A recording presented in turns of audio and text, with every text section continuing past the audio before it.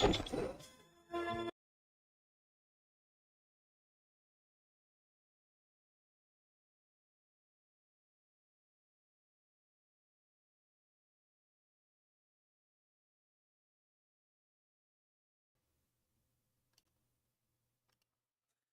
guys, welcome back. Hey guys, Sunstreaker Wozza here. Welcome back to another live stream. And yes, we're back with the all important up to date Transformers Earth Wars news.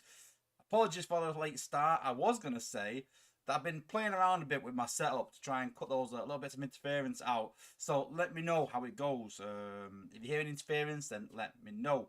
But before we start the stream, the big news is that we're going to be talking a bit in the stream about the new level 11 for combats, but that's actually gone live in the game now, and you would normally need a token to do that, which is a high-end requirement. So if you have a spare 1 mil spark, guys, for your combats, if you have Shanix to go and buy combat spark, if you've got total spark crystals in your lab, I would suggest going using them now, guys, and going spending that to get that great content whilst we're in the stream.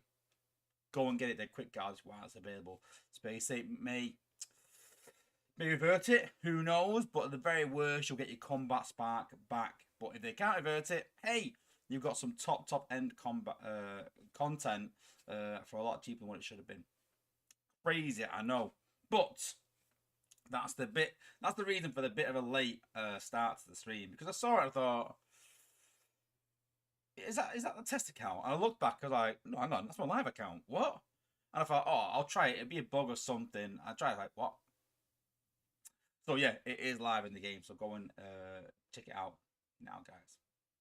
But what else is in today's game? So yes, we're talking about the new binary bonds that were announced in the spaceape stream today. We're going to talk about the new bots that were announced in stream today and what this kind of means for the game long term as well.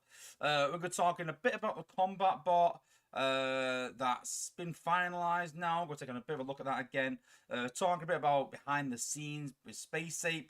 And we're also going to talk about different war teams. So as I've made aware to everyone, I've sort of dropped down a few levels, sort of relax and chill out a bit, and I've been trying some not new techniques, but I've been trying to do wars and actually look at the base and going, I'm going to try this rather than doing a walk every single base using the same bots. It gets boring, it gets monotonous. I thought, I'm going to try this, I'm going to try that, I'm going to try different things, and I'm sort of perfecting some different skills. And it's been really fun. I'm not going to lie to you. It's been good, trying to beat certain bases a certain way and using certain techniques. So we're going to talk a bit about that, because people sort of asked me in chats about what makes a good team and what bots I would use for that. So we're talking a bit about those different techniques and what bots to use and what not to use, what to look for in bases when you're looking to do these attacks. So we're talking a bit about that as well. Everything and more in today's stream. But don't forget, guys, if you've liked anything else in today's stream, don't forget to hit a like before you go any further. And if you're not subscribed, 60% of the people that watch my streams are not subscribed. I know, mind blowing. So if you're not subscribed, hit that subscribe button, guys. Honestly, it's the biggest thing you can do for a YouTuber to help them sort of progress. It's honestly hit that subscribe button. So if you haven't subscribed yet, hit the subscribe button, guys. But let's see who we've got in the stream. So let's go back to the start. Ricky Lau first in the stream. Good to see you. My brother Grind Time as always. Trax Penny Lancaster. Good to see you as well. We've got Erods, Volcanicus #1, Michael Cooper. We've got Simon Hayes. Thanks for being a member as well, buddy. We've got Tony B, good friend of mine. We've got, hey, Soldier. Good to see you, buddy. Go and check out Soldier's channel. Does some really high-end content. Go and check it out, guys. We've got Darklands 2. Welcome back. Daddy Pig as well. We've got Hellraiser. Thanks for joining.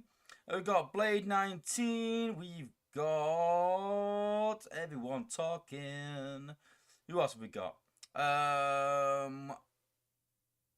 We've got Cyber Inferno. Thanks for joining again, buddy. Good to see you as well back. We've got Dark Terror as well. We've got DDEX76. Again, thanks for being a member. We've got Jason Roller. We've got Philip Martin. I think that is everyone up to now. So yeah, thank you for joining. So yeah, let's check out the newsletter and we will go from there.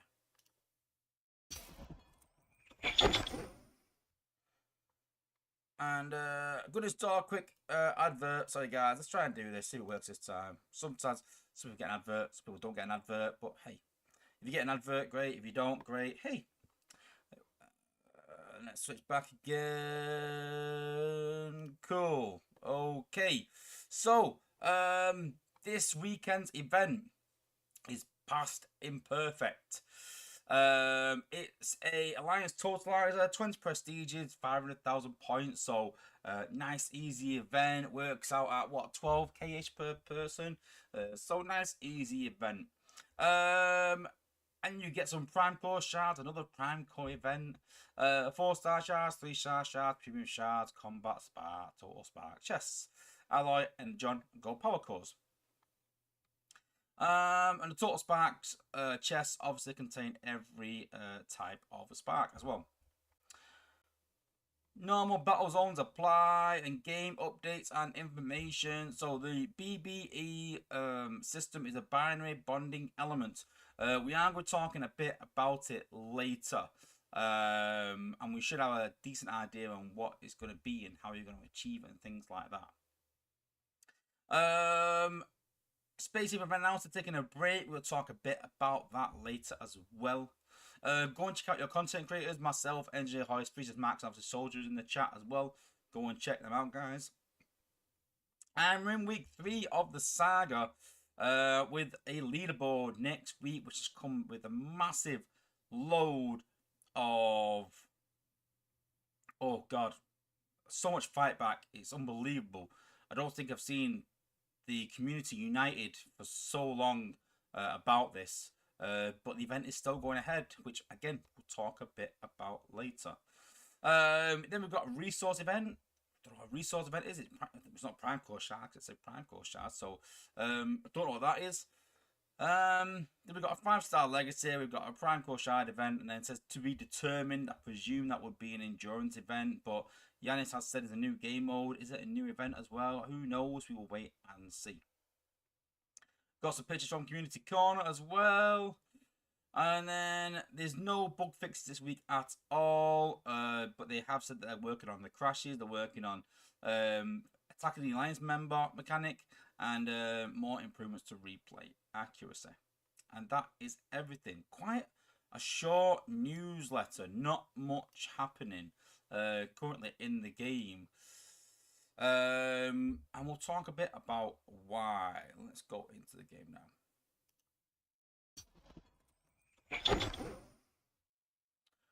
So a big part of the spaceape stream was obviously the BBE, the binary bonding elements, obviously the new bots, but a lot of it was talking about leaderboards and how the community hates them. Let's be honest. And to give a bit of backstory on what happened, is leaderboards were, I would say, losing momentum. They were sort of struggling a bit. And I think spaceape decided that what we need to do to sort of reinvigorate these leaderboards is to add more and more reward, which they did. Then they thought, we're going to bring out a new healer. Now, when I reviewed that healer, I said, listen, this will be the best healer in the game. And lo and behold, it is Minerva. Now, when Minerva came out, it was revolutionary. We've not had a healer since pretty much the introduction of the game. And so everyone was super pumped to see this healer that was crazily good, that everyone picked. And soon the content creators said, this is going to be absolutely amazing content. So obviously the leaderboard format, how it worked was the top 5 teams would get the bot.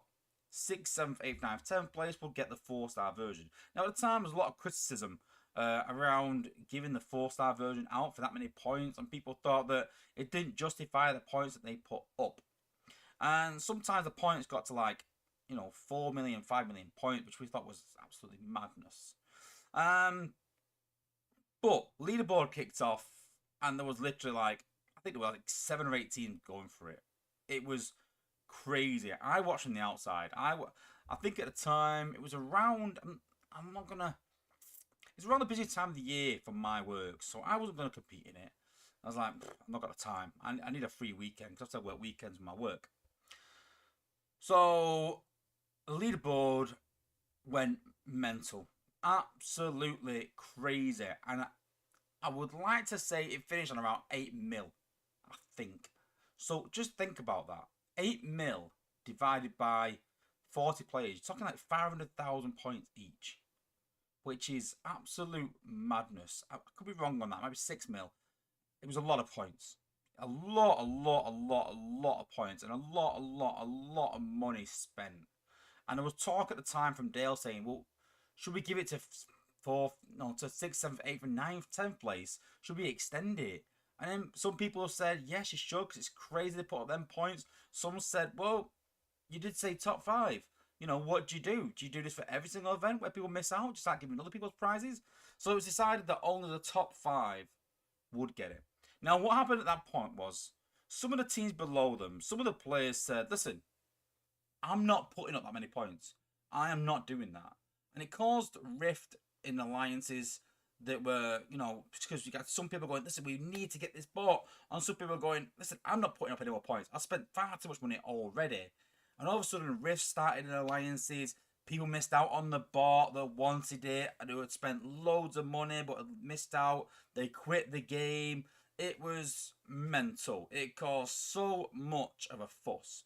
The spaceape after that said, listen, we don't like where this has gone, so we're going to stop doing leaderboards. Now, everyone presumed at that point, when they said they were going to stop doing leaderboards, they were going to stop doing leaderboards, and that would be at the end of leaderboards. And there was talk from Dale saying, oh, we might bring it back in a different format. And I think most people, including myself, thought, oh, they might bring back an individual leaderboard.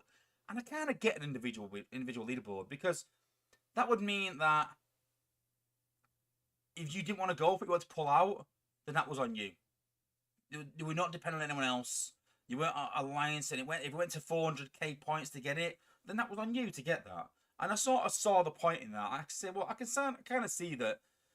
I mean, individual leaderboards, I can see where it's going. And I saw these individual events cropping up, and me personally, I think they're making it so that individual leaderboards will come in, sort of testing the water, see how many points people will put up in these individual events for, you know, legacy bots, things like that. And there was lots of indications for me for a solo leaderboard. But lo and behold, this week they've announced that next week will be the leaderboard event, and it's come to a lot of criticism. So we'll take a look at the leaderboard format and sort of go from there. Just give me a second, guys.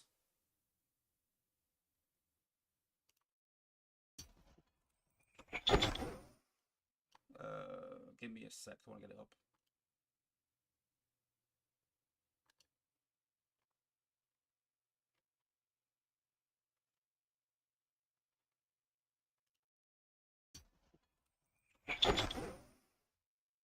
So this is the leaderboard format that they've announced. So they revamped the leaderboard again for the combat bot event. Tier rewards won't change, same effort, etc. But 1 to 5 are awarded with the 5-star combat character and BBE items, sparks, and shards. Now, the reason this was changed was they announced this leaderboard with rank skips, and people just said, listen, it is not worth it. It is not worth what you're putting in. And so what Space have done is then going, listen, what we're going to do is instead we're going to bring out this BBE item. We think that is worth it. Now, for me personally, I'm not going to race the top 5 to get a 5-star combat and to get these BB items. I'm just not going to do it. I'm not going to try and get the most points in the game to get 3 BB items. I'm just not. So, for players like myself to put up that amount of points, I could probably see this going. If SpaceApe did this right, it'd probably go through the roof. But I don't think a lot of people want to do these events anymore. People don't want to spend the whole weekend and tons of money at a point where the game life cycle is that most people have got everything they need at the top levels. And I don't think a BB item will change that. So there's a lot of players out there at the top level scoring 300s. So why do they need these BB items? Sorry. So they've said that there's a ceiling to the game. They actually said this in the stream. There's a ceiling to the game that they can't go past. I actually asked, why are Rung and the new combat so similar? Have you really run out of ideas for new elements, new combats, new bots, new anything, new mechanics? Have you really run out of ideas? And that's the reason why we're getting so much content. It's just like old content. And they said that there's a ceiling they can't go past. But now they're creating BB items to make the game easier. Now, we've criticised them in the past for making the game too hard and too easy, too hard and too easy. And it probably has stemmed a bit towards a bit too hard. Maybe not too hard, but on the harder side. And I'm fine with it. You know what? I'm actually alright with where the game is right now. It's probably where it needs to be. And it sort of creates demand for these BB items, so I understand that. But don't put them as a top 5 item. If they put these BB items in endurance events, I might be more inclined to do endurance events. And it sort of encourages people to do the events you've already got. And they said they're trying to freshen things up. I don't believe that freshening things up is bringing an event back from the death from 2 years ago that everyone hated and just changing it slightly. That's not what we're asking for. We're asking for a new style of event. Something fresh. You know, and we've said a lot of these events, like chance events, went away because no one liked them, but we said what we wanted. We want chance events with a guarantee at the end of it. Do it at 70k if you want. Do a 70k chance event. At 70k, you get the bot, or you get the combat, or whatever it is. But if you do less than that, you've got a chance to get it. And I'm fine with that, because that means that top level players can put up the points that they want to, and they can go and get what they want. Lower players that can't do that, they've got a chance. And I'm fine with that. And even if you're a high level player and got a busy weekend, you've still got a chance to get it. And if you don't get it, you can't really be mad. But there's nothing worse for me than doing 70k, completing the event, smashing it out in a day or two, and getting nothing, and then seeing someone else put 10k points up and getting that reward. And that's where that problem lies.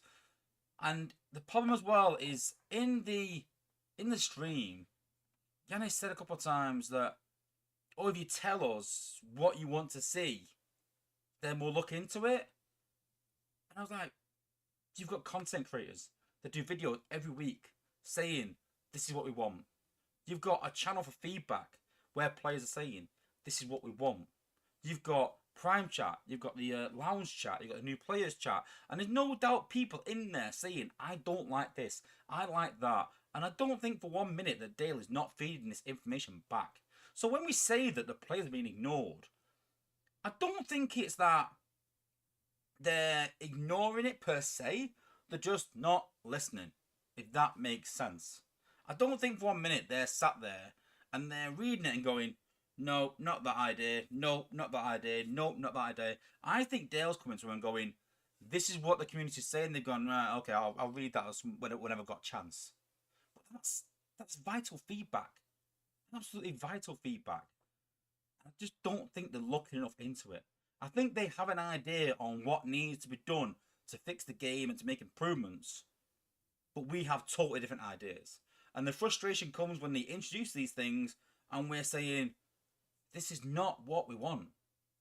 And we talk about playtesters not being heard because they've got a ceiling for these bots that can't be pushed and they don't push boundaries. And then they even bring out these BB items, and it's the first I've heard about it. It's the first that any playtester has heard about it. They weren't even put in playtest. These have not been balanced at all. And for me, we're going to look at them a bit later, but they're all unbalanced. They're all a bit all over the show. Some are absolutely amazing. Some are pretty crap. And so they brought out this new content, whereas you might chase for a bit and then go, nah, I'm pretty much done now. So a lot of the stream was quite negative, and I felt a bit sorry for Cal, who's the new ape on board, helping Dale with the community stuff, to see all that negativity. And I don't like being that negative. You know, I'm negative because I have to, because I'm honest. because I want to push the game and improve the game and make it better. Let's be perfectly honest. If this game dies tomorrow, I probably have more to lose than anyone. Not only do I lose the game that I love, I lose my YouTube channel as well. It's all gone. So I want the game to be better. All my comments come from pure frustration because there's so many people that put a lot into this game that want to see the game progress and always sees it stagnating. And there's certain things need to change to make it better. And that's where the frustrations come from. And that's where all the negativity comes from. And I don't think they understand the life cycle of where the game is at. Maybe they do. Maybe they're a bit in denial. I don't know. But change needs to be made. And this is not the change. This is definitely not the change that we wanted. It's a new leaderboard. You know, I'm hoping this new game mode breathes some fresh air into the game. They announced that they're working on it. Should be here soon. Titan Assault didn't do it for me. Sorry. I don't think many people like Titan Assault. Zen farming was a necessity. We didn't do Zen farming because we liked it. We did Zen farming because we needed to. Raids, I'm not a big fan of. Events, we do through a kind of necessity. There's nothing in the game anymore that I sort of really look forward to doing. Where I sit down, I load the game up and I go, oh, I can't wait to do that. And I hope this new game mode does that. There are so many things that could be done, which I've spoken about previously. I don't want to go over it again. There's so many things that could be done in this game to create a demand for things. But they haven't got the willingness or the resources to do it. I'm not sure which it is, but they haven't, sadly. And I think, like I said, some big change needs to happen within the game. If they were to push it forwards, and leaderboards, definitely ain't it. So let's see what you guys sort of think about leaderboards. But thank you, Soldier, for being a member again. Much appreciated, buddy. Let's go back. Oh, Dark Terror's Mercenary Terror. Good to see you, buddy. Good to know. So have a look. Siren Inferno's port is every other week having to be a pay event for broken content. Sorry, but it's got to stop. Yeah, I kind of agree. The content's got to be better. And I put out in the stream and a few people said, yeah, I agree, Wozza. If the content's good, we'll spend. But the content needs to be good.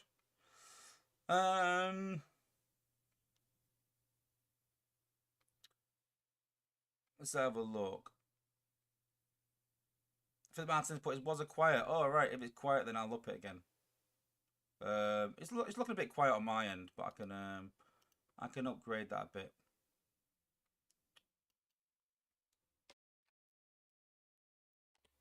There we go. Is that a bit better, I think? That should be better, guys. Sorry. Apologies. What else? Looks like, oh, they already fixed the Combat 11 upgrade. I think if you're logged in, then it won't be able to fix unless you log out, maybe. I don't know.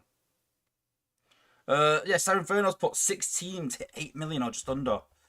I still get nightmares for back then. Yeah, it was crazy. Yeah, 8.5 mil, yeah. Grandstan's put the Minerva leaderboard was crazy. Totally burned me out on leaderboards forever. Yeah. Siren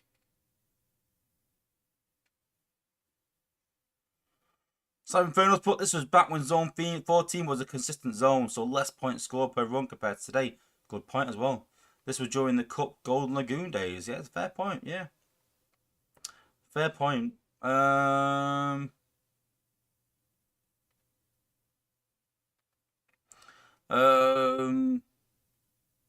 Traxxas Sport, this is so stupid. You need this BB, but then you still need one back. Yeah, we're going to talk about that in a minute anyway, yeah. Yeah, so it's a bit quiet. I've upped the thing. It's because I've been messing about with my mic trying to change it. So let me know if there's any feedback. Like I said, I've done a bit of messing about to try and help it. Hamburger? Hamburger, nice name. Wasn't Lancelot a chance event? Maybe. But even that had a bit of feedback saying that we didn't want chance events. We wanted a guarantee at the end. Simon Fernand's put, here's the new system, a leaderboard, and now we're going on vacation. Simon Fernand against, but we've all felt bad for Callum. Poor guy had no idea what he was getting into, maybe. Yeah, Tony B's put Minerva event had half the PL teams quit. It was disastrous. It was disastrous. A lot of good players left, yeah. A lot of good players.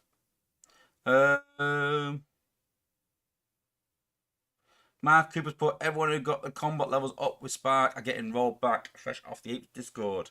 Well, then they better give me my resources back, right?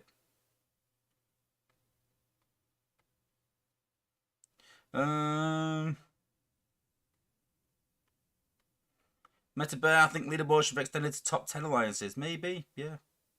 Maybe.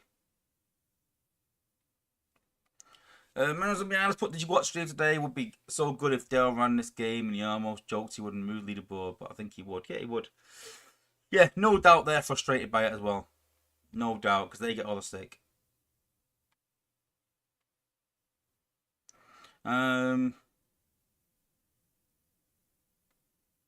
Drax, but I wonder how and if they are going to roll back the combats already go to 11. Well, I said they are, but maybe we'll see. We already have triple changes. It would be cool to do because we add 6 changes. Yeah, I have done like a system for that. Welcome to the stream, Dr. Hemlock. I have sort of messaged Dale saying there's a system that you could use. But hey. Cool. Okay, so what's next? Let's have a look at the new combat. See if it's any better, eh?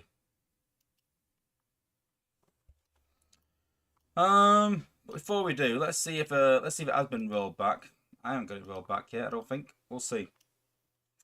But we'll have a quick look. Meta Bear, what do you think of Callum being Dale's twin? He doesn't really. I mean, this sounds really bad, but I'm quite a big guy. But they're both like, similar size. I mean, like that. But other than that, I don't think they're that similar, really. Do you know what I mean? Cal's got a tattoo all down his arm. I was surprised if Dale's even got a tattoo. But I know Cal has. Shattered glass Dale. Yeah, maybe. Oh dear. Shattered glass Dale. I like that comment. So this is the live server, as you can see here, live server. Enter the lab. Where's my combats gone?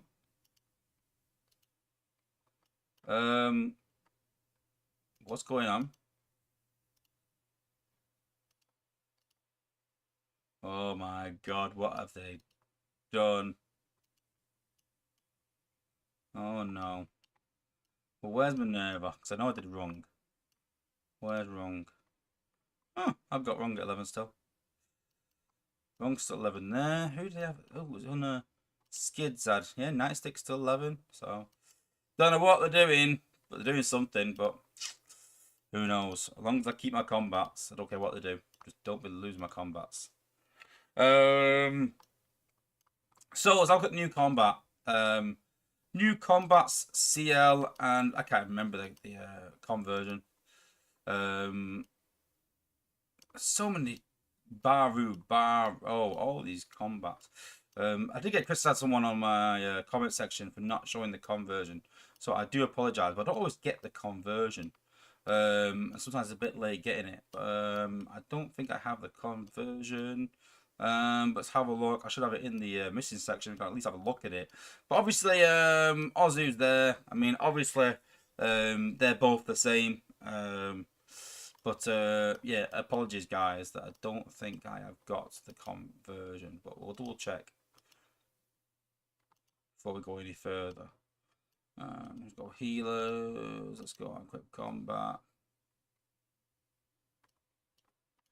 Yeah, I don't have the conversion. That is why. Apologies, guys. So anyway, but let's have a look at the new combat CL. We did take a look at it last week.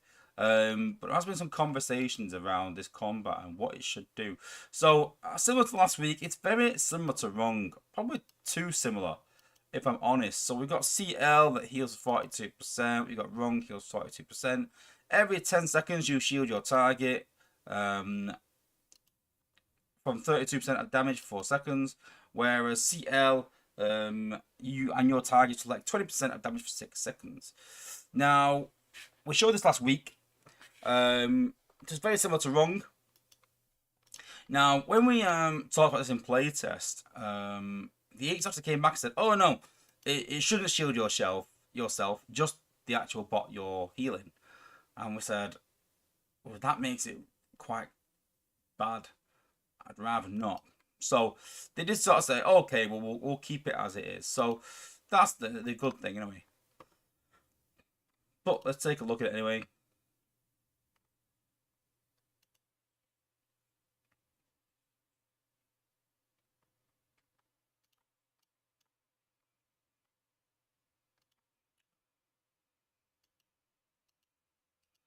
So we'll put these two down. Has he got CL on? Yeah, Minerva's got CL on, so we'll put that down.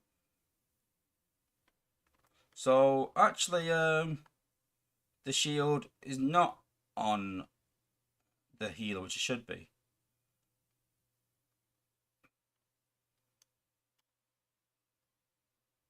But as I said last week, the thing that I'm not a fan of is the fact that it's just random. It's whether you're healing, you know. So it's him, but if he switches to him for a split second, then he'll get the reflex, but they're taking more damage. So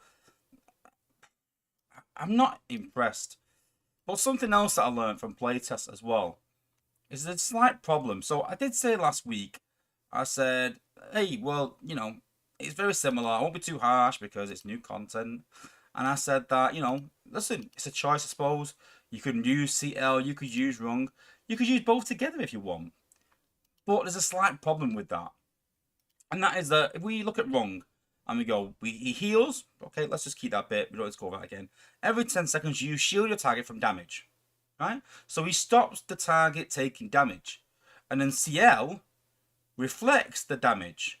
So if Rung and CL are healing the same target, Rung reduces the damage taken, and so then CL, the amount of reflect it's supposed to do, will be less. Because Rung shields for 32% of damage, that means CL's reflect will be 32% less effective. So you've got the best healing combat in the game, Rung, and CL doesn't work with it. So we're literally starting with the choice between CL and Rung. And when the apes announced the new BBE system, they said that it's going to be 1 mil spark.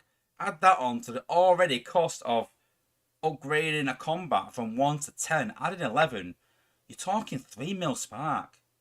And so I always say that when they introduce new combats or new content in general, you've got to think that, don't just think of the combat at 10, think of it leveling it from 1 to 10, not on a test server where it's all free resources. Think about how many resources it's going to take. So what you got to ask yourself is CL worth doing a leaderboard for and 3 mil combat spark as well for the difference between Rung and CL? No. I don't think you'll find anyone that will say that it's worth that investment. It's not a progress from Rung. It's similar. It's not, you know, an improvement. We're not going to go, oh my god, this is so much better than Rung. I need this content. Even though it's 3 mil spark, even though it's a leaderboard event, I've got to have this combat because it's going to make me better in wars. But when you're already 300 in wars and you've already got Rung at 10, why do you need CL? And this is the fundamental problem with new content at the minute. It doesn't push any boundaries, and so there's no reason to go for this content. It's very similar to what we've already got. It's not going to improve our war teams. So it's not going to improve our scores. So it's not going to do anything. Why run for it? And sadly, because the apes on holiday next week, this is literally the content as it's going out. This is going to stay the same, which is just one more nail in the coffin for this leaderboard event that they've kind of announced. So, honestly, it's not worth the investment. It's too similar to Rung, far too similar. And it just looks to me like they've just run out of ideas. Even maybe rushed it and just thought we just need to get something out quickly. This is what we can do. And we've found this a lot with current content. It's just they take something and just go, let's just make it do this different. And it's not even more. Just rather than protection, it's given healing. Rather than fire damage, it's given acid. Rather than acid damage, it's given water damage. Rather than anti-healing, now we've got anti-water, anti-water, anti-fire, anti-fire, anti-acid. Just a lot of the same without actually pushing the boundaries of content. And that's where it needs to improve if you want people to run these events. If you do this 5-star combat at 70k and it blows it out of the water, everything else, people are going to go for it, but I understand they're at a point where the ceiling is there and they won't push past it. And as long as they do that, no one is going to push for rewards. No one's going to push in events. And that is the status quo that we're at. Until spaceape decide what they're going to do, that's where we're at. So let me know in the comments what you think of this new combat. Is it worth it, really? Are you going to go for it in the event? Let me know.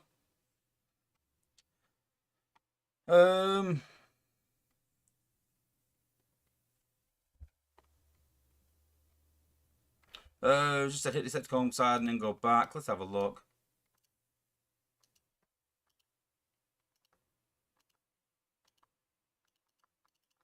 No, mine's not. Oh, there we go. Back. Still there. Let's have a look. Wrong apparently functions like CL now. Oh, great.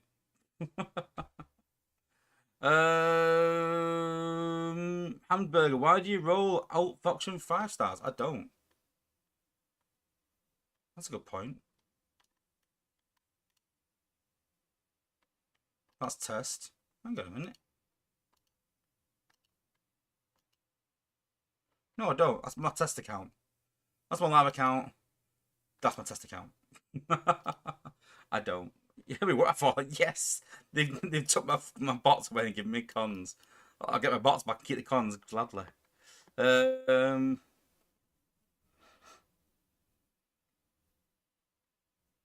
Tracks, but what you should do is allow level 11 to go live, and then the BB allows you to get the 1 million spark upgrade. People will chase them then. I don't think so.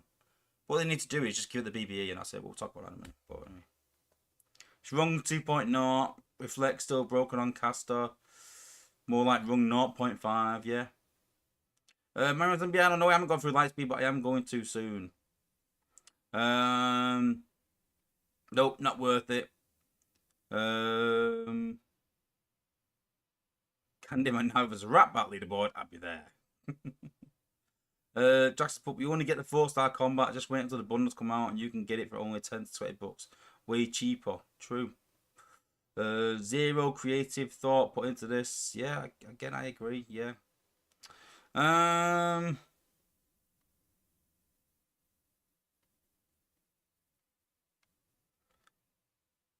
Candyman, I think I'll catch him on my yard work. Cool.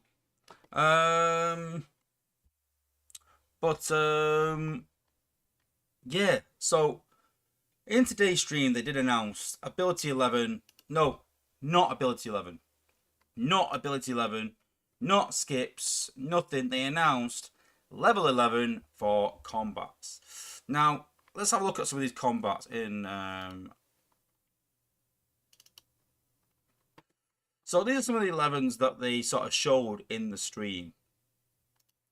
And you can see there that glitch. So glitch shoots from range, no different, 2 times more damage, but it's 55% chance of a critical strike. And then when we compare that to in the game,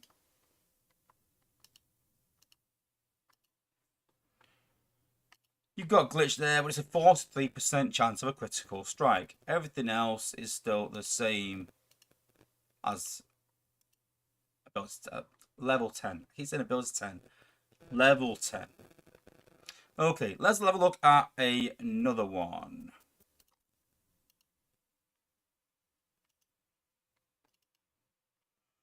Then we've got Shield Drum, which is 32.5% of all damage protection. And when we look in the game, it's 25% protection. Then you place a decoy that has 32% of your health, but at 11, it's 41% of your health. Everything else stays the same. Then next one.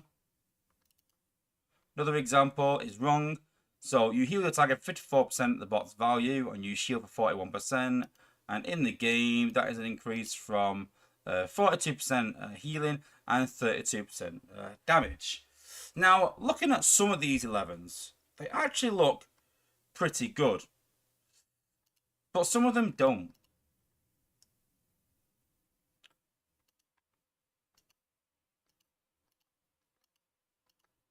So looking at some of these, so you can see I've done 11 already. This is supposed to be reverted, but we'll see. Looking at rung 11, you can see there that that was actually 6% of your... Yeah, that is CL, but my mistake. So... Oh, it's broken. Great.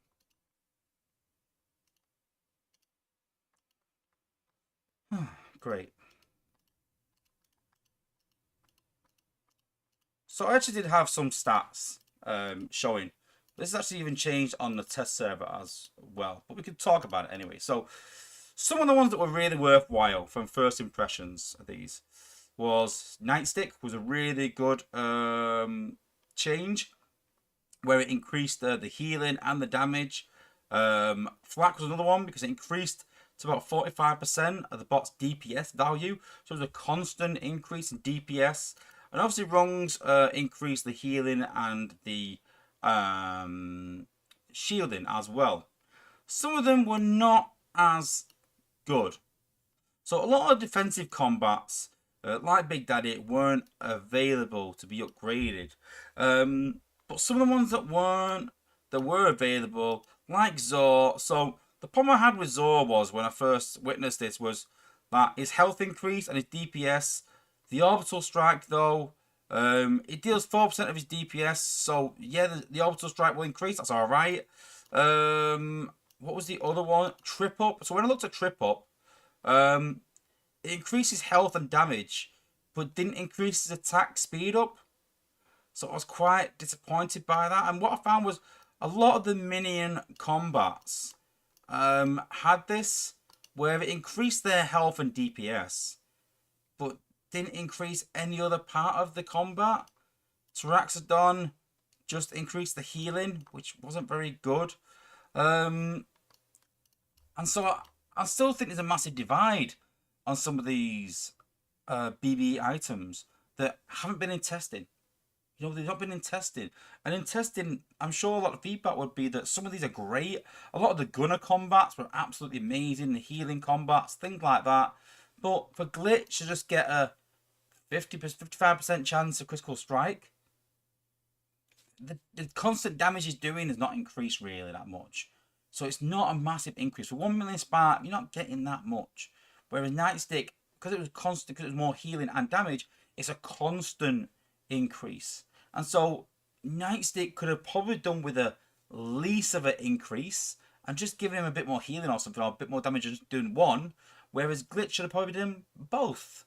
You know, and again, it comes down to balance. They're just making some of the top content in the game really, really, really good, and some of the average content still average. And that's a big problem for these BB items. That's not just the problem, though. The problem with the BB items is the rarity as well. Is that they're saying that they're putting them in leaderboard event. We don't want leaderboard events. We talked about leaderboard events previously in other videos. We don't want them. We don't want leaderboard events, but they're making them really hard to achieve. And I sort of said that they put them in good events. It would have encouraged people to do events more. But you've got to make them worthwhile. You've got to test them, and we sit here constantly and talk about this and say that, you know, give us a reason to play these events, you know, and just I've ran out of excuses for them. That they just don't listen. They just don't listen.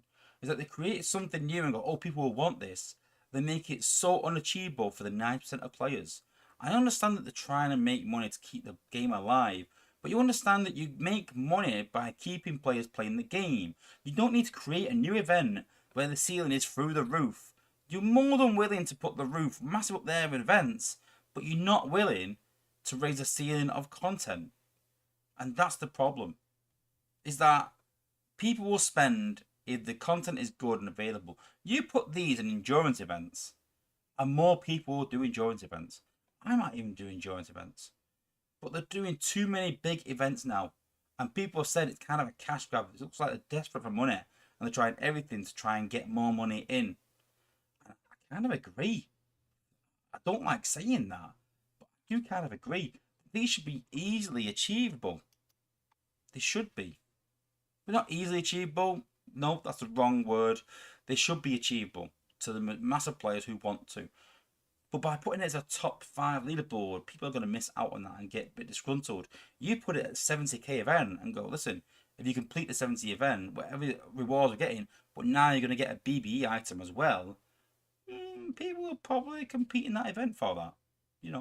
So, I think they've got about it the wrong way. I think it's not balanced right. We talk about content coming out and not being balanced. We're here yet again. We come out and we say they don't listen to playtesters, things don't go in playtests, it's a mistake. It happens again. We say we don't want leaderboards. It happens again. There's too many times where we talk to them and give them feedback and they take it on board, which they do sometimes, and they go, okay, we've heard you. And then come 6, 9 months, 12 months time, they just revert back into it. And we go, well, you listen, but you've not actually heard it because you're doing it again. You're making the same mistakes again. And that's the big problem with this BB items, that they're creating a massive demand for it when there is no demand for them type of events. And that's the problem. No doubt this will probably go in a store or something and be available to buy or something. I'm not too sure. But there are other ways they could have done this very easily than the way they've done it.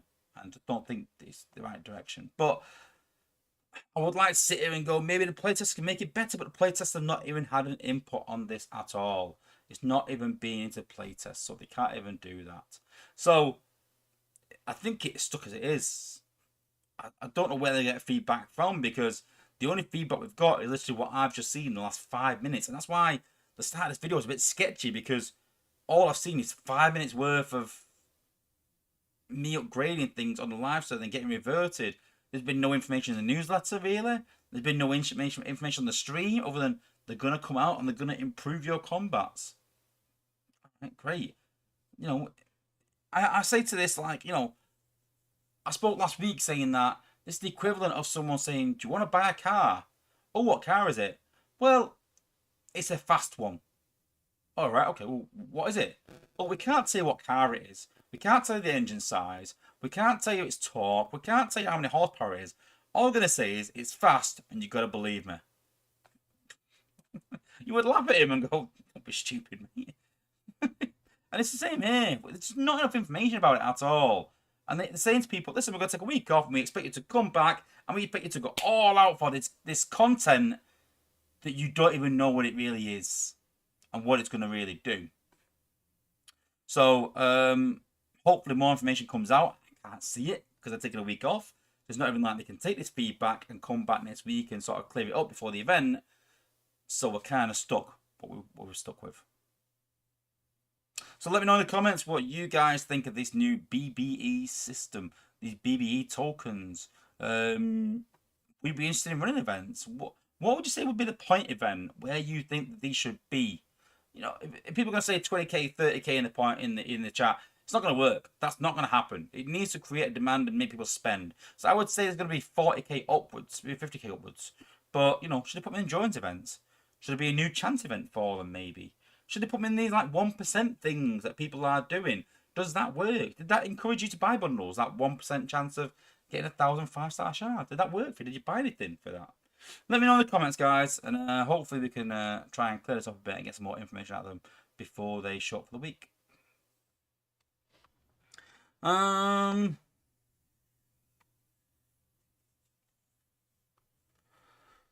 have a look.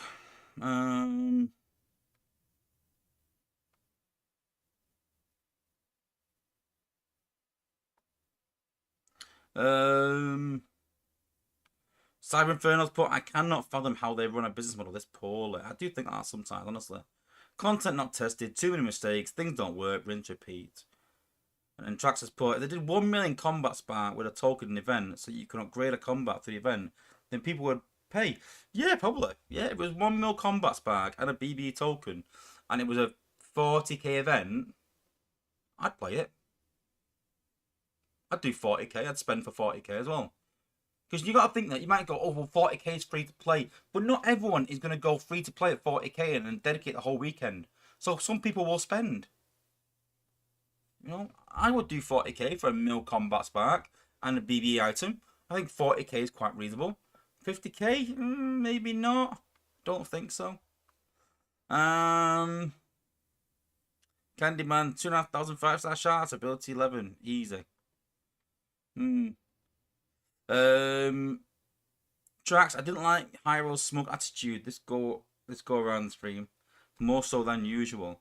I just don't think they're just bothered. I think they care about the game, but I think they just see it as, oh, it's just the community being the community. I think that's what they see it as, honestly. I don't think they realise how deep it goes. Tony Beach put they don't listen to playtests anyway, so I can see how they just put out whatever content they want. Yeah. Philip Martins, but all feedback seems positive. You just ignore the negative feedback. It's a fair point. Draxus Sport, and what's with the comment about Yannis made to Dale about keeping his account honest during the God mode joke?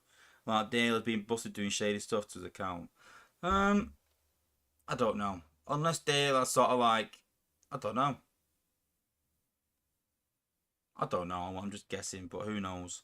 I don't really care. You know what? If Dale's even done that to his account to do some testing, because you got to think that if this to Dale, listen, you need to play the game at a medium level to understand it. Here's a new account. It would take him years.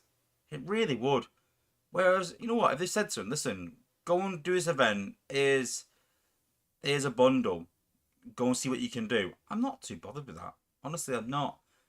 Because he could just do it to touch a button, but maybe he's doing that just to see what the events are like. You know, I'm not too bothered if he does that. As long as he's not competing at a high level. Don't get me wrong, he was doing that and he was in like Psy or was in like the Horde or Prime and competing. I'd be like, well, hang on a minute. But he's not.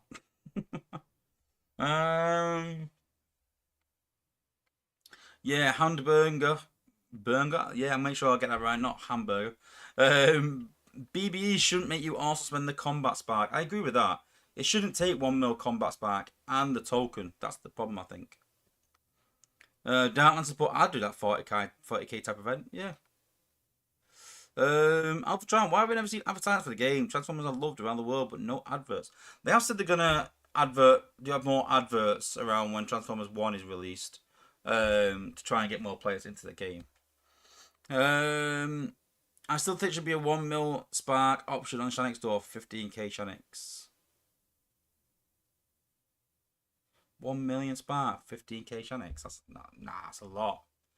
Don't get, you can get 100k now for 5k. So that's 15k is 300k. You're sort of tripling the resources there. Philip Martins, but I can now do 50k free to play, so I'd expect anything that spaceape sees as valuable be more that.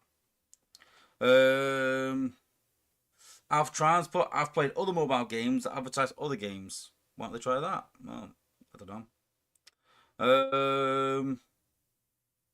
Yeah, Cyber Inferno's put a bit different. The 8s had to spend their own money to play, probably, yeah. Yeah, Philip Martins put Dale just posted, they're putting everyone's 11 back to 10. Fine. No problem. As long as I get my stuff back. Oh, Dale's put full disclosure, I sent myself some stuff to learn wars at the start of the year. That's why I understand it. I started at the bottom, but I did have some good stuff. No, yeah, I'm alright with that. I both stream Cybertron on the top, but it helps me understand the game and fight for the players. That's why you made that joke. Yeah, I understand that. Yeah, Trax has put his token sounds like Ruination 2.0. Yeah, again, it was dear enough to get the bots. It was expensive enough. You know, you didn't need the token. You didn't need the shards as well. And now they're the same with that. You did the tokens. You don't need the spark as well. Dale's but I love the game and I tell him stuff that I see and experience like you do too. Hope that makes sense. I say it for what I've experienced, not by guessing. Yeah, but no, listen, we always sit here. We can't, it's a double-edged sword. We can't sit here and say, you know, the apes don't play at the top level, they don't understand. And, you know, and then when the apes go, listen, let's create a top level account and see what's going on. And they do that and then criticize them for it. We can't have it both ways.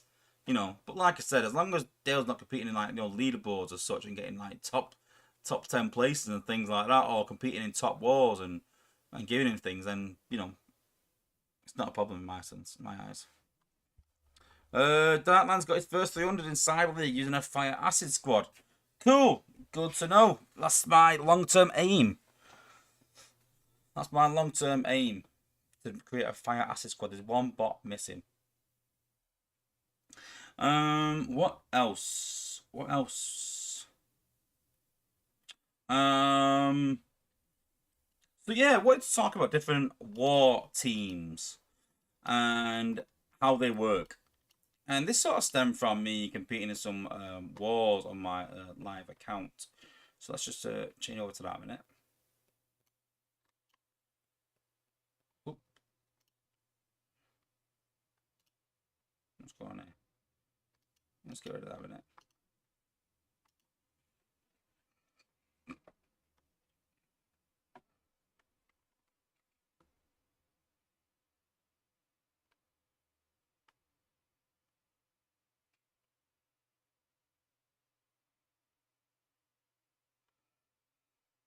Ooh, mine's done. Cool. Let's upgrade that bad boy. Cool.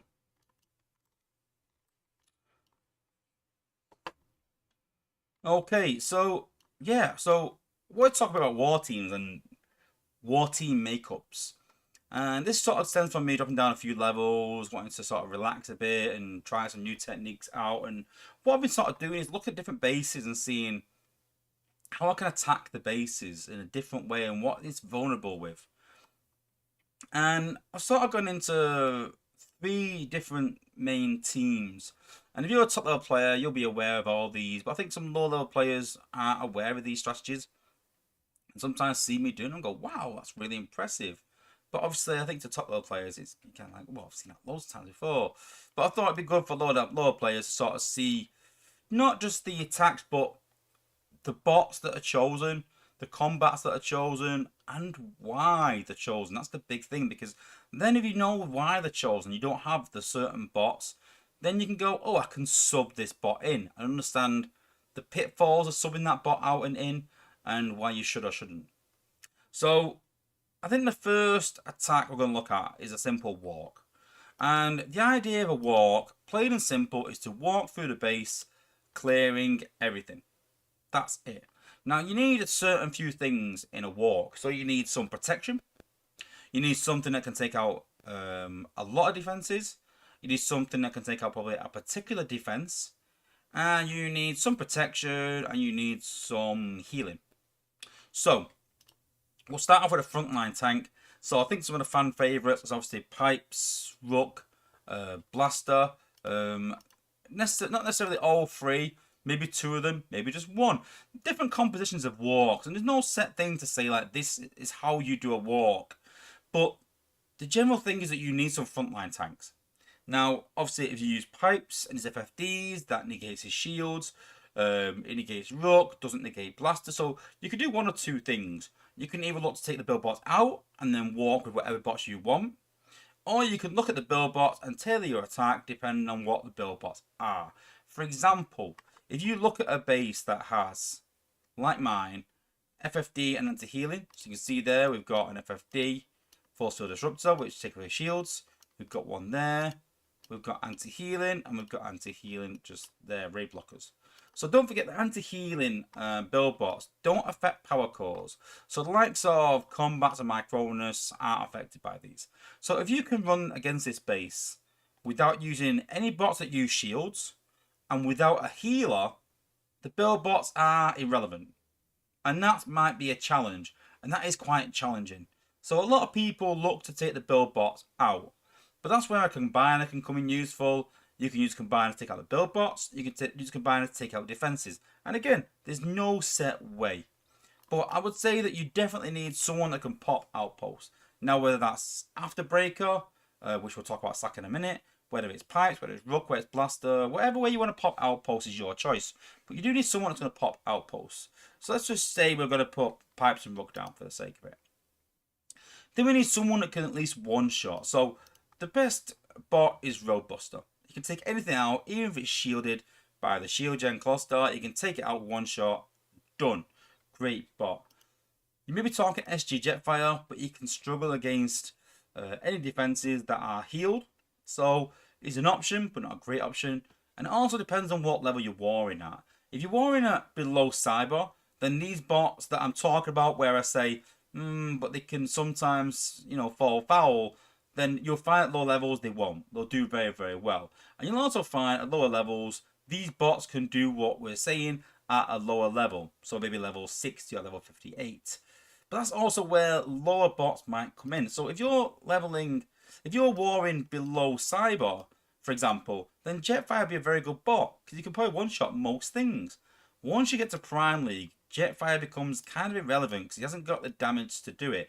You need about 11k damage to be able to one-shot something. So when you compare that to the likes of Roadbuster, who does 12.5k damage, you can see why Roadbuster is so desirable compared to Jetfire. When you compare Jetfire to SG Jetfire, you can see that he does 14.5k damage. The problem with SG Jetfire is that he does it in 3 hits, and that's why healing can kind of negate it. So we've kind of got some one-shots, we've got some front-level bots, then we need some AoE. That's what you're talking, maybe Optimus. But you don't want too many frontline bots either. You want bots that are going to stand back. So you've got Sea Spray, you've got Warpath, you've got Skids. All these kind of bots do a AoE damage in an area. And so it's very good to have at least maybe 1 or 2 of these bots to take out multiple defenses. It's all about cost when you get to higher levels. And the cost is what determines really if you're going to win or lose. You've also got maybe build bot killers. A lot of people use Warpath at the start, take the build bots out. Then as we said, you can just walk through the base. Other such examples are Smokescreen. Smokescreen can hit the build bots twice to take them out. Also, you can also use bots like Slingshot, who are very cheap at 3+2 to take out build bots in range. So there's now plenty of options, different options you can use. And then last of all, usually you would see at least 1 healer. Some people use none. Some people use 2. Minerva tends to be a staple just because of her healing tower. For 5 ability points, it's absolutely immense. Now, when we're talking about combats for these bots, in terms of Pipes and Rook, I'd still concentrate personally on protection. Some people will put Megatronus on Pipes to couple with his acid, because thinking around damage. But when we think about our front bots, we think about protection. That's what they're there for. And so for me, it's all about sort of like keeping them alive, rather than giving them extra damage. So Pipes and Rook, generally you would put on something to protect them, some sort of healing, something like that. Once you go past that, then you're looking at damage. So then with Roadbuster, Ultimate Optimus, Sea Spray, Slingshot, Skids, you're looking at pure damage. That's what they're damage dealers. So the frontline tanks are there to protect them. Once you get past that, those are there to do the damage and to get through the base quickly. So you need bots, especially bots like Nightstick. Very good combat. You also get a lot of healing from Nightstick as well, which helps. So having some sort of healing coupled with damage is very good for your gunners because of low health. So if you get extra healing in there as well, that helps too. So you can see there's lots of healing in the game currently. So we talk about Enerax, and we talk about Micronus, and we talk about Nightstick. We talk about giving bots healing boosts because the build bots don't protect. There's no counter for these heals that come in these bots because the healing build bots don't counter combats and cores. So that's generally how you would walk through a base, and you just set off. It's all about pathing. That's the important thing. You want to keep your bots together, and sometimes it's about taking out defenses that are not necessarily dangerous, but they're dangerous in terms of dragging your bots apart. The more you can keep your bots together, the more success you will have. It's very easy to get them clumped in a section, start taking damage, put them in Minerva tower down, and then keep them all alive. Now, if you wanted more protection, you can add other bots in. You can add bots such as Red Alert in there. That will help. If you're struggling and you're dying, battling some combiners and bots in a high damage area, you can put Red Alert in there as well. But don't forget, he is countered by FFD. Same with tracks. Very good bot, especially as a 4-star. Probably the only 4-star or one of the few 4-stars used at the very high level of the game. Tracks is a very good bot for reducing damage, but again, affected by FFD. And that's why you'll see at the top level of the games that FFD is really prominent, because they're trying to cut out them shields, trying to cut out these really OP bots that can protect your bots, and they're trying to just kill them off by taking damage, and you can't protect them. That's the kind of idea, and that's the idea where you need so much healing in your team if you're not going to run with tracks and red alert. Even running both might help. So yeah, that's the idea between a walk, and again, it does sort of vary per base on pathing, and I don't want to get too much in detail about that, but it's all about pathing, learning where your bots will walk, where your gunners will walk compared to your air bots, where your tanks will walk, your warriors will walk compared to your special bots because of different items, different reasons. And that's why walk, you just need to get used to them bots, know how to use them, know how they operate and how they walk, and then just hit the base head on. But once you've got a walk team, generally, you'll find that you can take on any beast. You'll find you can take on any base. With other strategies, you need certain criteria to fulfill that. And that's why most top players will try and work towards a walk team. Because once you've got a walk team that can take out most bases, it can take out pretty much all bases. You'll find with a bit of swapping changing. So that's why a walk team is probably the most used attack strategy in the game for most top players. After that, we've got a Russian Smash. So the first thing that you need for Russian Smash is Optimus Prime. You can't really do it with Optimus Prime. You could try with Aerial, but her area effect is really, really low and just not quite as good. She was pipped as the next Optimus Prime, but not quite as much. Now to do this, you need Optimus Prime's G1 core. Very, very difficult without it. And the reason is that once you rush in with Optimus Prime, and we'll go through the strategy in a minute, once he hits whatever, he can hit a mine, he can hit whatever, he can get stunned, anything, but becomes invulnerable for 12 seconds. And that's the key time there, that you rush him in, he will become invulnerable, and then you rush around the base. But again, there's certain criteria, which we'll look at. So you got Optimus Prime. Then after that, so the idea behind this is that you want to rush around, but pathing is really, really, really important. I can't stress that enough. If you're going to rush, and some bots will go that way, and some bots the other way, you're going to fail the attack. 9 times out of 10, it's going to fail. You want all the bots to run together. And to do that, you need a lot of bots that are quite similar in how they operate. And so because Optimus Prime goes that way, then you need tanks behind him. After he dies, then you tend to go on the more tanky side. So yes, you can run, bots like pipes. Bots that can rush are very good as well, because they do get cut out of position. You can rush them back in again into position to avoid popping outposts, popping combiners.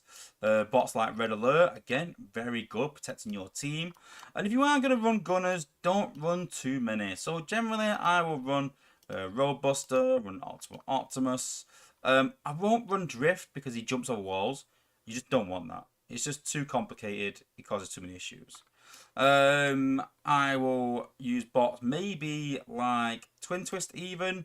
And you can see very, very tanky. Then after that, you're talking maybe 6 gun to take out some key defenses from range, because he's got really good range. Or you're talking the likes of skids just to stop an area healing, maybe around the HQ if you require it. Now, the importance of this attack is avoiding outposts and definitely avoiding the combiner. That's the most important bit. But I'm going to show you a little neat trick that can help you with this attack that not many people might know. So what I'm going to take with me is I'm going to take a low level gunner. I'll show you why.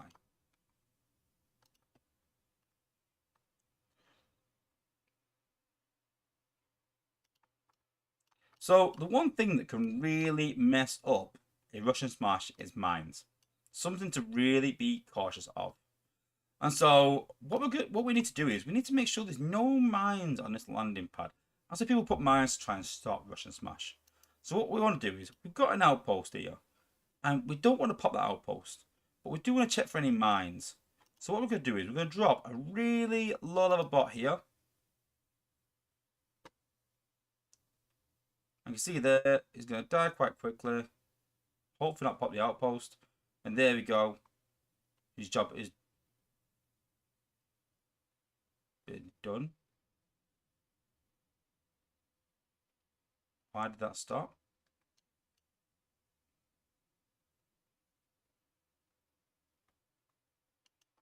That's weird.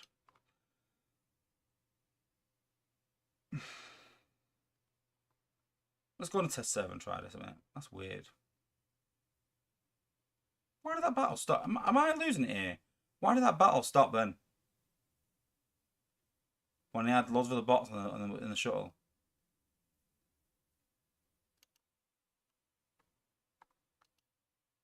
Am I losing this?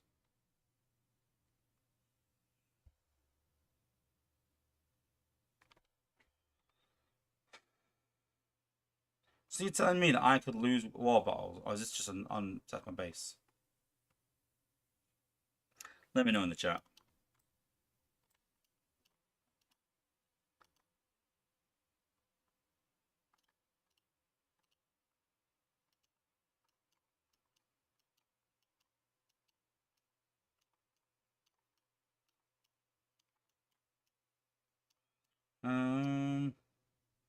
Let's see. That's too low.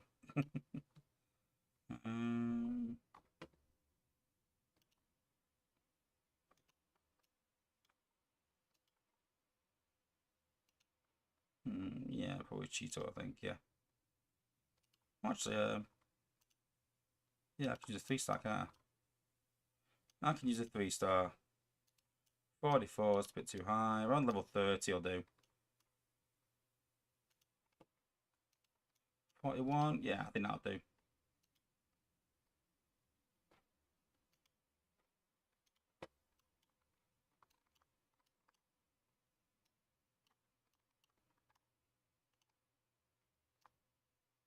Sorry guys, I have to change this around now. Now that I've had to go on the test server.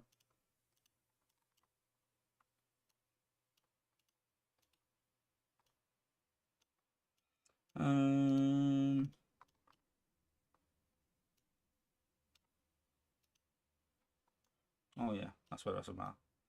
Let's go pipes. Let's go nose cone. Let's go a couple of gunners then. Six gun and skits.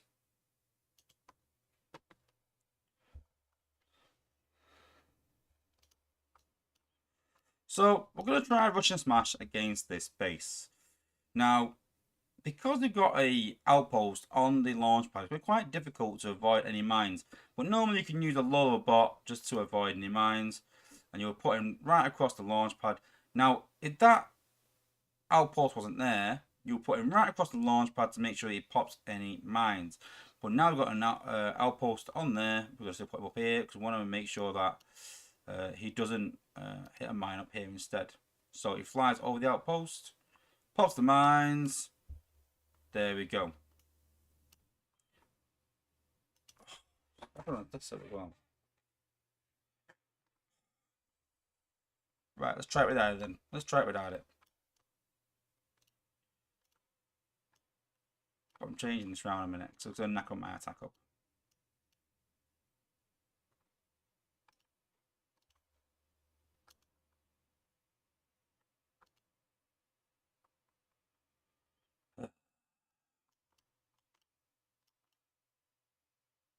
How to do content when the game doesn't even work.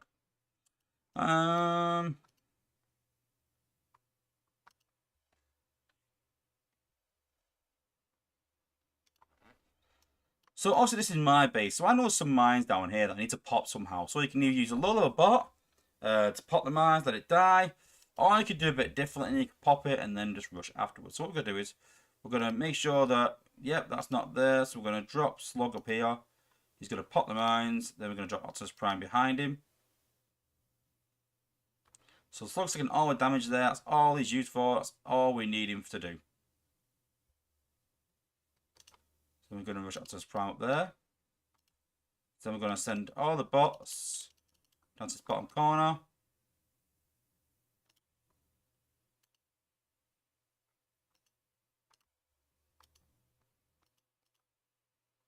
Why has he died?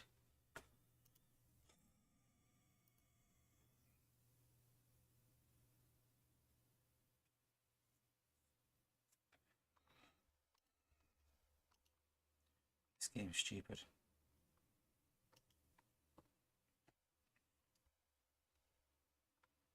Take 5.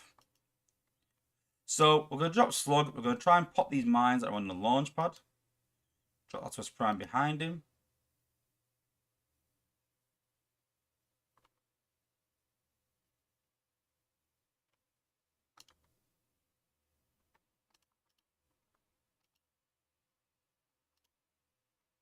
So I'm going to rush Optimus Prime up there.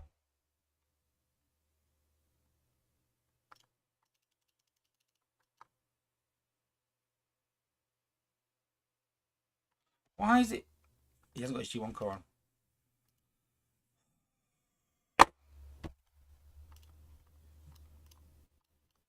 Must not have his G1 on. If he has, it's a bug. What's going on? It's not. It's supposed to be thinking for 12 seconds.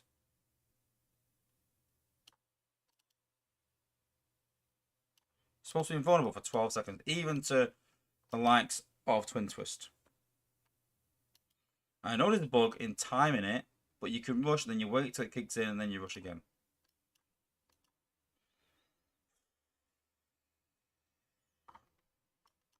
Okay, so we're going to run Slug in. Put his mines. That's his Prime behind him.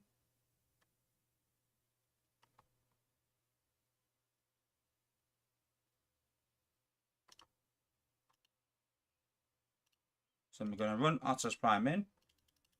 Put the box behind him. Then we're going to rush up again. You can see there we popped a lot of the outposts, missed a lot of the outposts up there, and the bots are walking upwards. This is where you would now drop the combiner, avoiding a lot of the bots.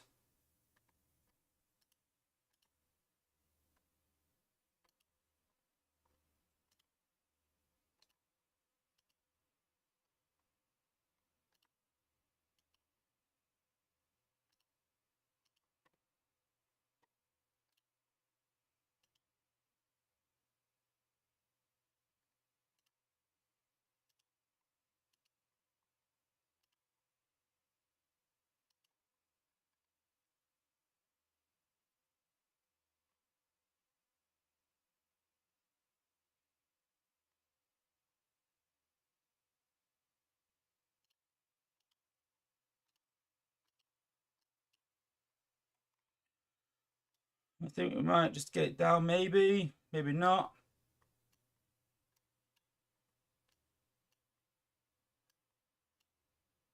Maybe not. Even with the Optimus Prime bug. And let's try some of the bases we can try it out on. I'm not happy with that.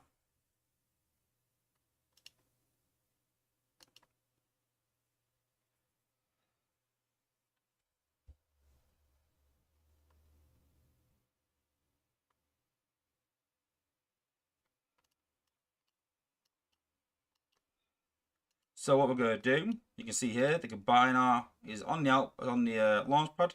So we want to avoid that. So what we're going to do is we're going to drop Slug here. And we're going to let him walk up here. And we're going to try and avoid any mines, hit any mines. We'll drop Optimus Prime behind.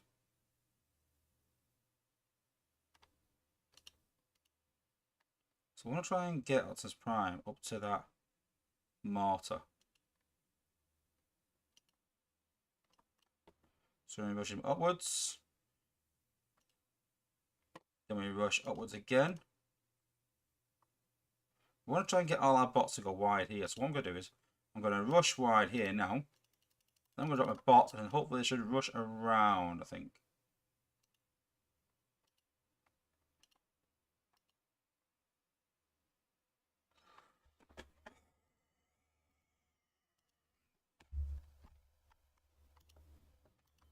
Why is his G1 not kicking in? This is so annoying.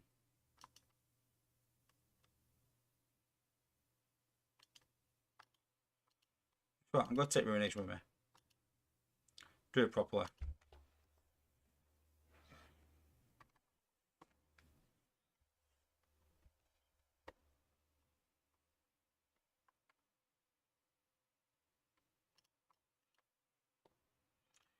So we've got a base here, backloaded. Probably not the best to do a rush and smash, but it'll give you an idea. So the combiner beacon quite high up. So what we want to do is we want to drop this prime here. I'm not going to do it on this base actually. It's such a bad base to rush and smash. You don't need to. So clustered. Stupid. Sorry guys, this is absolutely crap.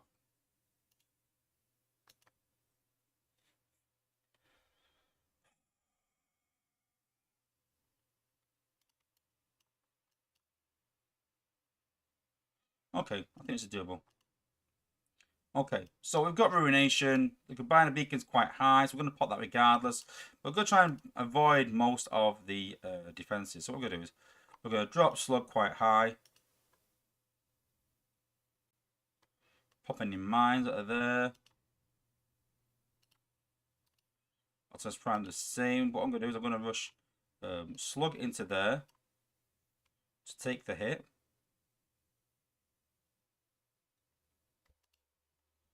Then I'm going to rush Altus Prime up to there.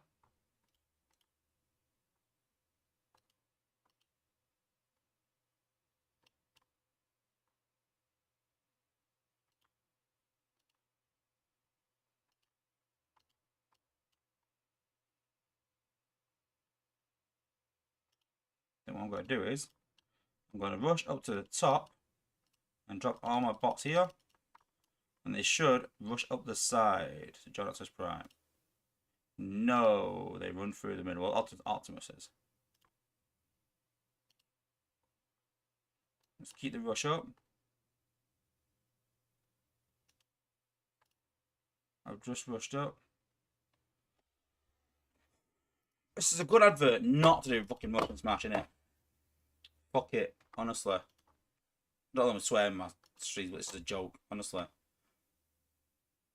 It's amazing, isn't it, that you can do these things. In fact, I'm going to do it in the war. That's all I can do in war. And prove a point. I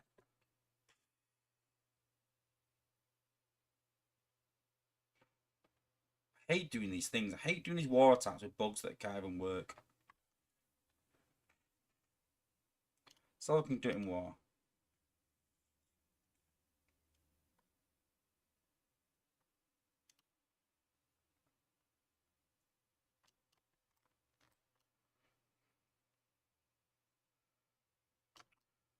Okay, so apologies to Smart Ace, but we're going to be doing your base.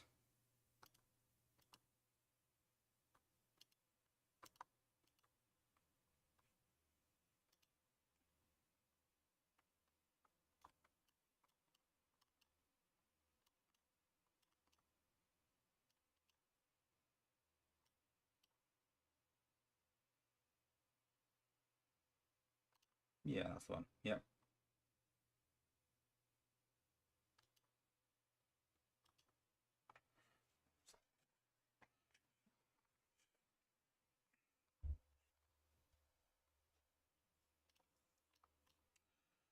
So, Combiner Beacon is quite high, so we're going to drop Ruination when we hit the Combiner Beacon.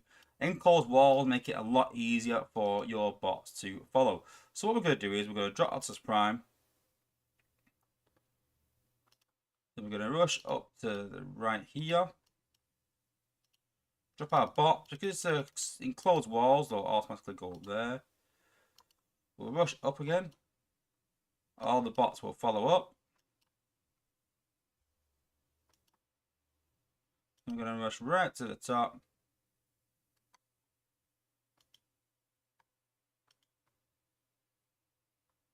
And eventually they follow. Only took us 5 attempts. You can see the hat's coming down now from Computron, so we're going to drop Ruination. So the idea now is, what we're going to do is we're going to take out the shield gen. We want to take out some defenses, probably low down. We probably should have dropped Ruination on the other side actually, but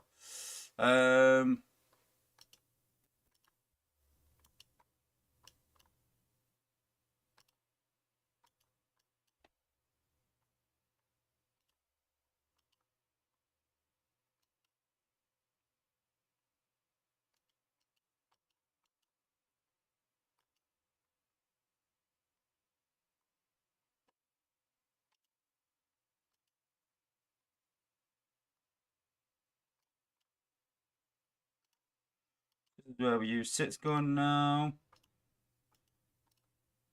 Take that out, make them rush up.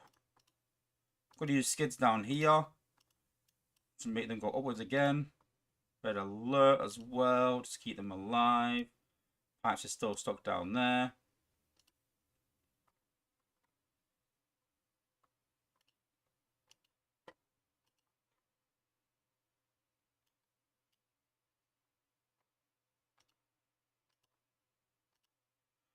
Going to use the acid on that billboard.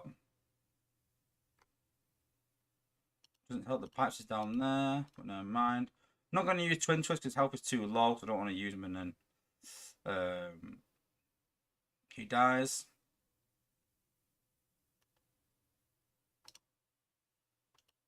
Just get rid of that. There we go. Rush and smash. Not the best example, but you can see exactly how it works. The idea is to rush around the side of the base and destroy the HQ from the back. And the next attack strategy is a backdoor attack. So the backdoor attack is simply coming in from behind the base. So the walk is generally going through the base, the rush is going around the base, and the backdoor is coming from the back of the base. So the idea is to destroy any long-range defenses that are this side of the HQ and any short-range defenses that are around the HQ. That's generally the idea. I'm not going to waste my coins. We're going to test server.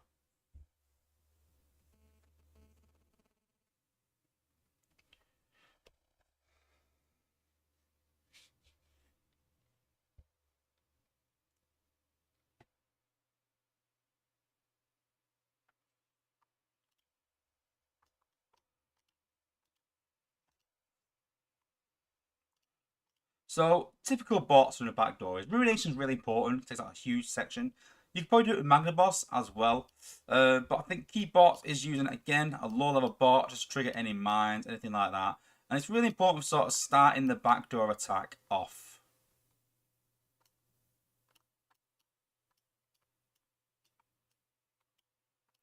Here we go with last time. I went with 3-star, didn't we? 3-star thingy. 3-star thingy. I can't remember now.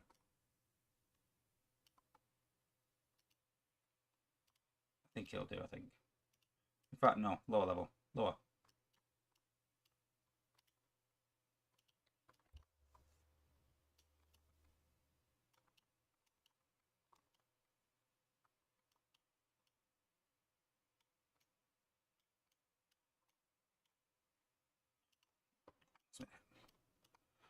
Apologies, guys. Let me try and find these guys, and then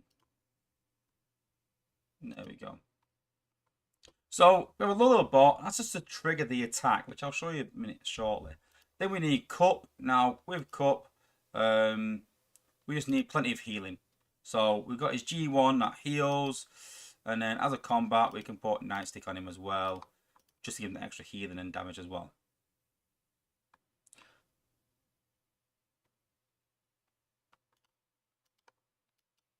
Then we're going to do the same with Springer. So again, 2 4-stars, that's all you need. So we're going to put my Cronus on Springer to heal him and Cup together. And what I'm going to do is I'm going to put Nightstick on him as well. You can put Top Shot, but I find that, yeah, the Acid and Fire is great together, but I just find the range from Nightstick keeps him away from any outposts that might pop or any defenses that are just a bit close to the HQ. So you can see there we've got a maxed out Cup at 70-10, but our Springer is only level 62-7. And it's always all you need. I do take Silver with me, just take out any pesky defenses that I don't manage to take out. But any long range bots are good that are cheap. And I tend to take Warpath as well. Just again, take out a good line of defenses, so he'll be good as well. You should be careful using Warpath, that once you've used him, he's also going to start taking out defenses and walk through the base. So he's actually good in a weird way when defenses at the front of the base are long ranged and are going to kill him. So that's when a good reason to use Warpath. A good reason to use Silbo is when there's no outposts on the launch pad, and you can use it from the launch pad to take out a couple of defenses and clear them from the front. And then what I always do is I always take another bot. It doesn't matter what bot it is. It's just because you don't want to use any of these bots or all these bots, and then your Titan's left almost killing the HQ, and then you lose the battle because you can't battle without any bots left in your shuttle. So I tend to leave one bot just in the shuttle, just so that, you know, the battle will continue. I can maybe use my Titans to take it out. So let's go into Zone 60 and see if we can find any bases we can backdoor.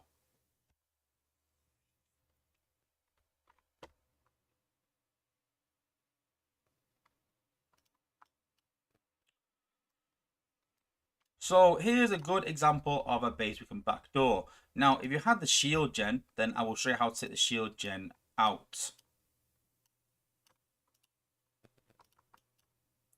So we're going to drop Cliff Jumper down here.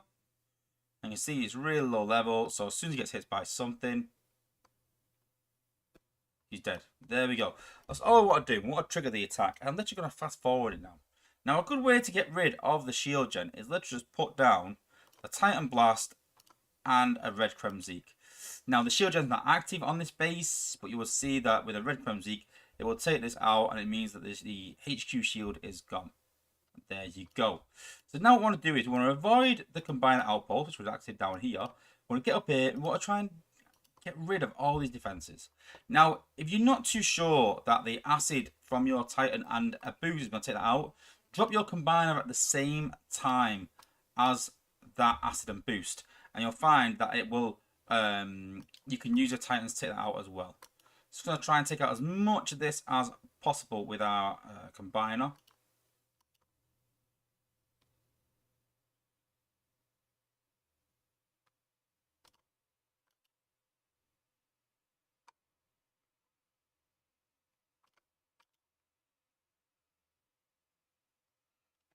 See there, defenses are gone, Combiner's down. Now any long range defenses left we want to try and take out if we can. So I don't think this one launch is going to cause too much of a problem. So now all I'm going to do is drop Cup right in the corner so it doesn't hit any mines. I'm just going to jump him around the outside. And then we're going to drop Sing with Springer. And then we're going to go up to Cup when his shield runs out.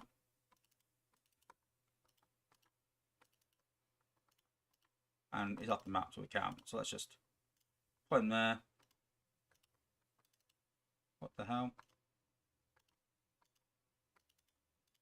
Why is it not hitting him?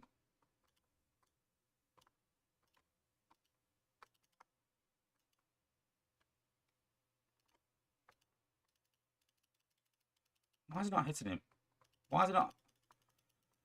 Oh. He's not even off the map. He's literally behind the HQ. Oh, now he does it. There you go. But now it's the case of making sure that the Titan dies. We can use that on there to answer. The only big problem would really help, like, you know, to hinder this now is if our Titan lost. That's something to be careful of in these attacks. But hopefully you can try and get it down before the Titan even dies regardless. But there you go. Nice, easy backdoor attack. That was a bit easier, like I said, with no shield gen, no combiner, but at least just gives you an idea on how it operates. And that's the 3 attacks. So you've got a walk, just walking through the base. You've got a rush and smash, where you rush around the outside and avoid defenses. And you've got a backdoor attack. Now, for backdoor attacks and rushes, if the combiner beacon is further forward on the base, it makes it a lot easier. The further back it is, the harder it makes it. So go and give it a try, guys. Let me know in the comments if you did try it and it works well. If you have any problems, also hit me up in the comments, and I'll try and give you some advice how to come around it. But I hope that helps you. Good luck with your wars, and yeah, hope you can get some good scores.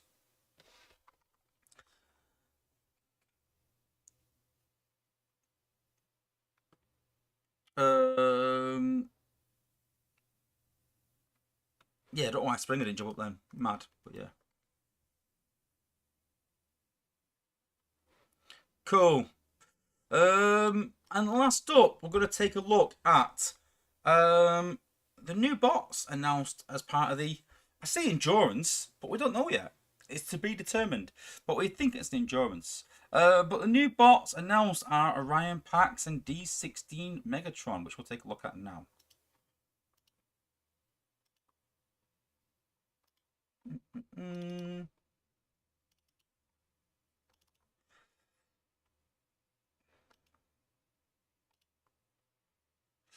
And there we have it, guys. So these guys are not actually in the game yet, but just to give you an idea on the bots that are coming. So obviously it's part of the Transformers 1 universe.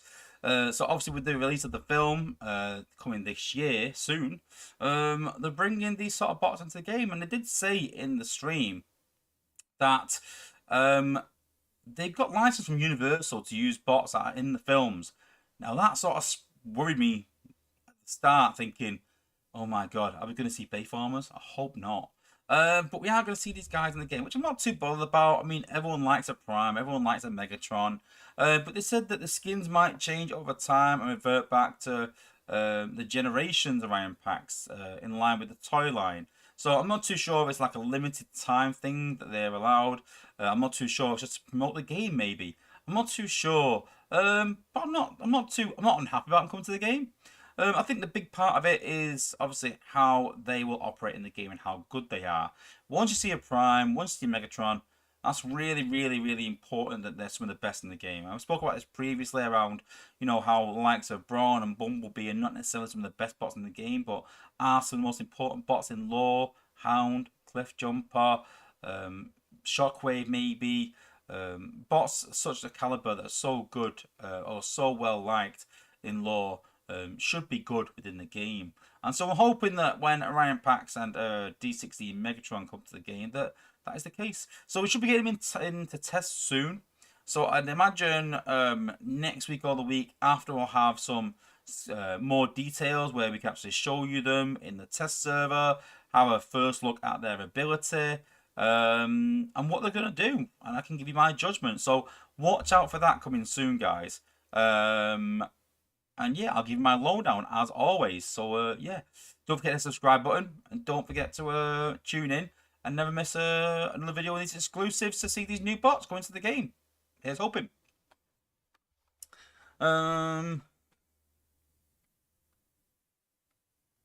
Yeah, same tracks. I thought I'd just promote the film, maybe. That's what I thought, yeah. Dark Lands, have you thought of using Star Saber and Blur for the rush attack? Not as much. I don't like bots that leave hollows or put hollows down. It can pop unnecessary outposts, so maybe not.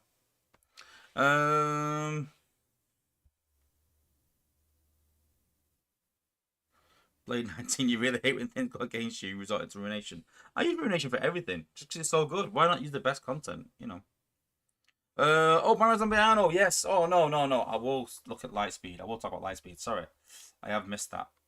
I will look at Lightspeed now, actually. Yeah, cool. We'll talk about Lightspeed. So, with the announce of Lightspeed and Iron Bison being the next endurance bot, I have been doing a bit of testing with Lightspeed currently. So let's take a look at him on the test server, what he's like right now.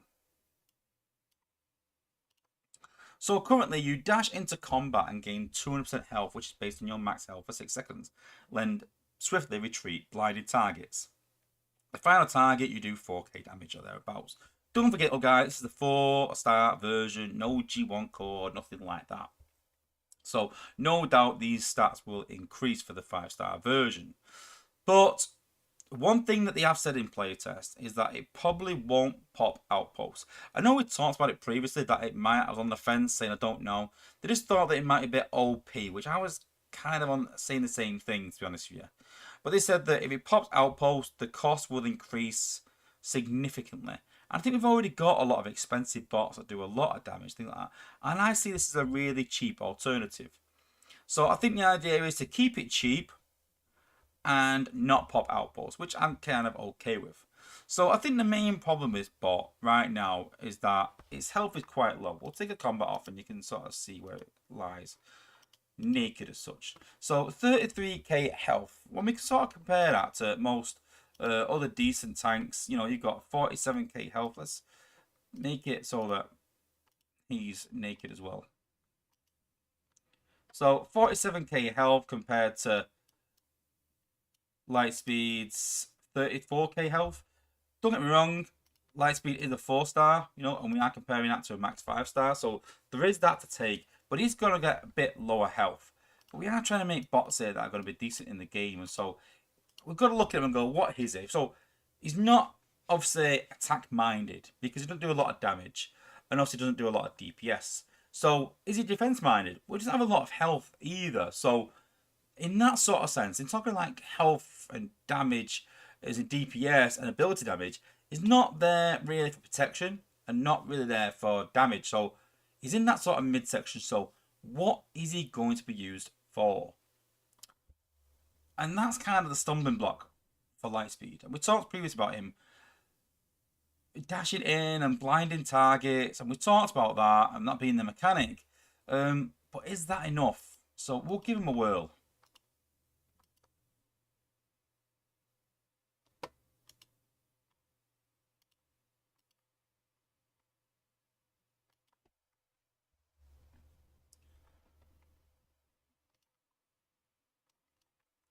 So how I've been using Lightspeed is that what I found is with his health increase and the slowdown, it actually keeps him alive quite well.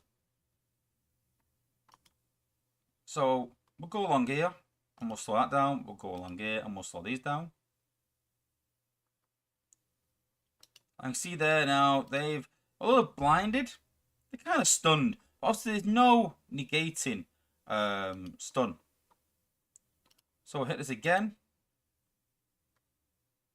There we go. That's taken out. Let's look at this beam laser. And then take it out. Yes. And you see there, we slow down all his defenses. It does work on the MDS, don't forget. So it will slow them. And you can see there that his health is, he's staying alive. Because he's slowing things down, because he's using the ability, it's actually slowing things down. But what I found is, it's still too expensive for what it does. I think 3+2 is slightly on the expensive side. And I was looking at this and thinking, what would make me go for this bot?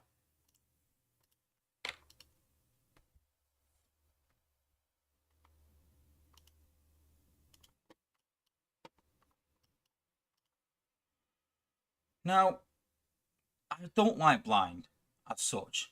It's better than stun, don't get me wrong, it's a new mechanic. But I said, like, I suppose blind, if you blind a target, it stops it hitting. It sort of stuns it in a way. But it's only for 6 seconds. It's not going to do much. So I think one or two things need to happen. I think that it needs to go to around 15 seconds. I really do think it needs extending that far. If it goes to 15 seconds and they increase the damage, I'd be inclined to go for this bot. I really would. I think it's on the borderline of being good. The 200% health for 6 seconds is fine. I'm fine with that. The blinded targets is fine. It just doesn't last long enough. 6 seconds in the game now is not that much. Now, it does 4k damage as a 4-star max. I imagine around 20% of that is around 4,800. So in Prime League hard mode, it's not going to two-shot any defenses pretty much. So that's why I think it needs to increase in damage. And at 3+2, it gets quite expensive. So I think it even needs to be 2+2, 3+1.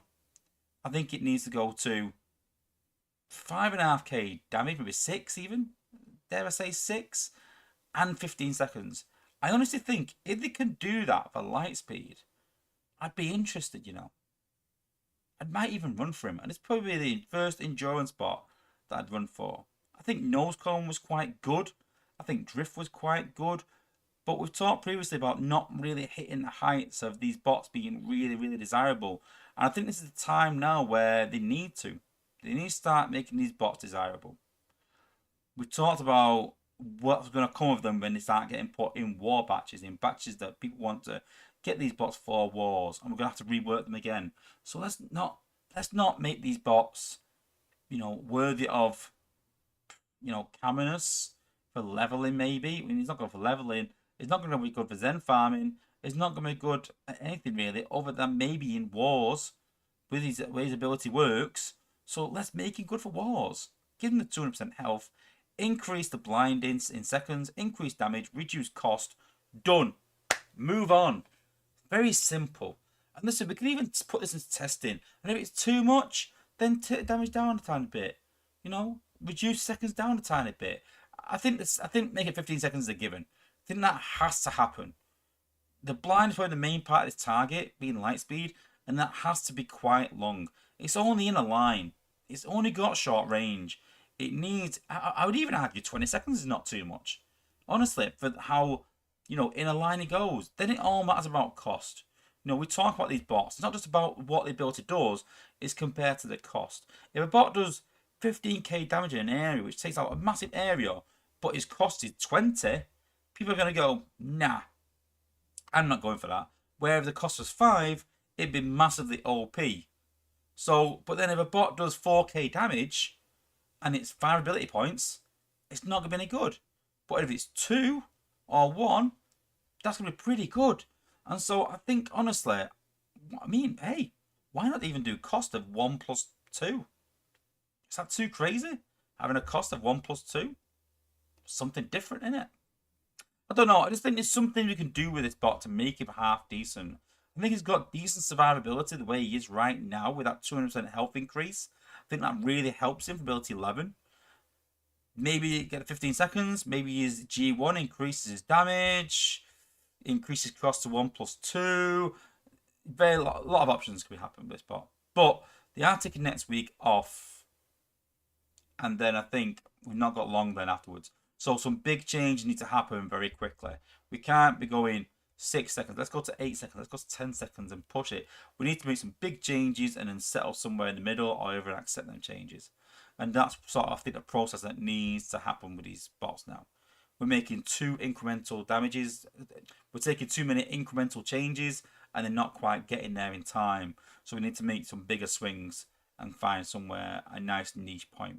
But I've got high hopes for this bot. I actually have. I know Dale's working with it and Dale seems to be pushing them. Just thinks that he needs to, rather than think about these as leveling bots, which he's not going to be, or Zen bot, which he's not going to be. So it needs to be a war bot. It needs to be, in my opinion.